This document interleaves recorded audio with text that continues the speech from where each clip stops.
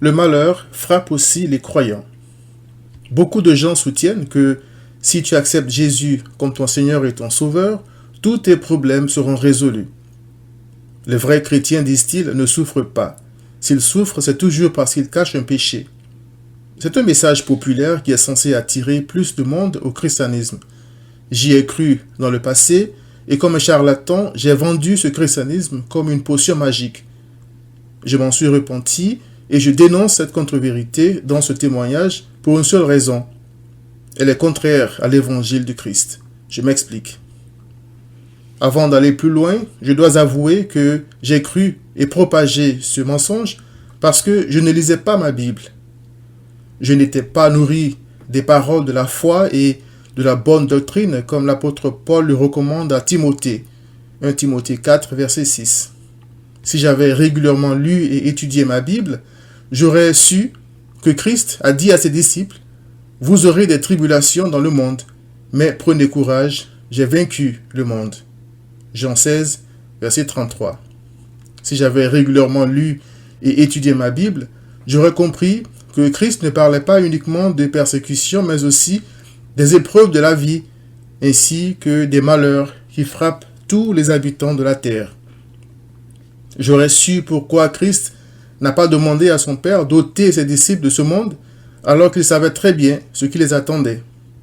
Il a seulement demandé qu'ils soient fortifiés dans les tribulations de ce monde, afin qu'ils ne cèdent pas à Satan à cause des souffrances, mais qu'ils puissent servir de modèle en combattant le bon combat de la foi malgré leurs souffrances.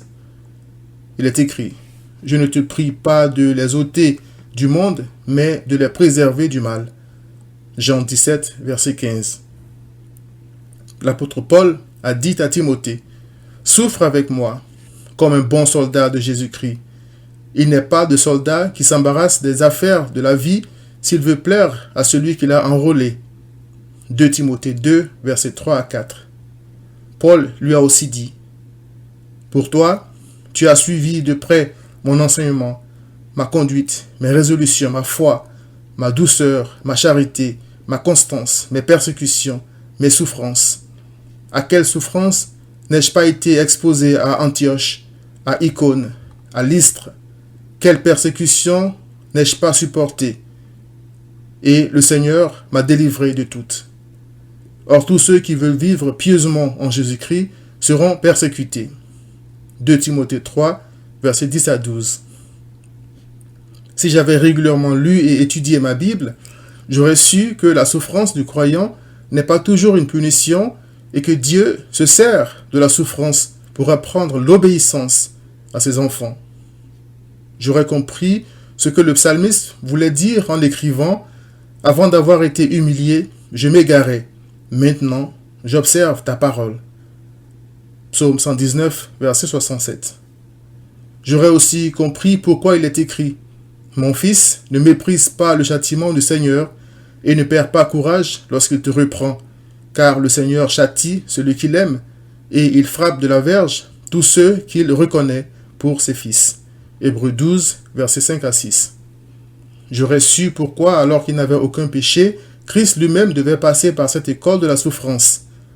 Il est écrit qu'ayant été exaucé à cause de sa piété, Christ a appris, bien qu'il fût fils, l'obéissance par les choses qu'il a souffertes. Hébreux 5, versets 7 à 8.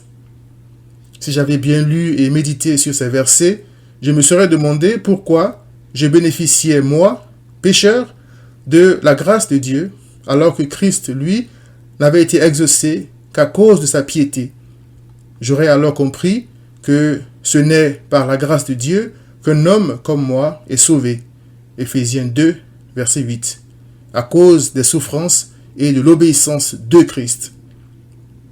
Ainsi, j'aurais évité de faire le travail de Satan en accusant des croyants en larmes d'être des hypocrites à cause de leurs souffrances. Au contraire, je les aurais encouragés à tenir ferme dans la foi, car il est écrit « Le malheur atteint souvent le juste, c'est-à-dire le croyant, mais l'Éternel l'en délivre toujours. » Psaume 34, verset 19. Je me serais souvenu des souffrances de Job, et cela m'aurait appris que l'Éternel est souverain, qu'il a droit de vie et de mort sur moi, parce qu'il m'a fait, qu'il est le potier et moi l'argile, et qu'il a le droit de me façonner comme il veut. Romains 9, verset 21. Cher ami, mon cœur a longtemps été troublé à cause de mon ignorance. Détrompe-toi si tu crois que venir à Christ mettra fin à tes souffrances. Mais avant de te décourager, sache qu'aux croyants, il est dit, étant donc justifiés par la foi, nous avons la paix avec Dieu par notre Seigneur Jésus-Christ, à qui nous devons d'avoir eu, par la foi, accès à cette grâce dans laquelle nous demeurons fermes. Et nous nous glorifions dans l'espérance de la gloire de Dieu. Bien plus, nous nous glorifions même des afflictions, sachant que l'affliction produit la persévérance la victoire dans l'épreuve, et cette victoire, l'espérance. Or, l'espérance ne trompe point, parce que l'amour de Dieu est répandu dans nos cœurs par le Saint-Esprit qui nous a été donné. Romains 5, versets 1 à 5. Christ ne t'abandonnera jamais dans la souffrance, car tu en auras besoin pour grandir dans la foi.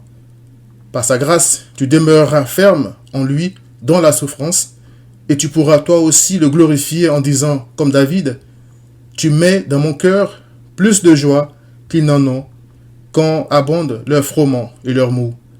Je me couche et je m'endors en paix, car toi seul, ô Éternel, tu me donnes la sécurité dans ma demeure. » Psaume 4, versets 7 à 8. Repens-toi donc, viens à Christ.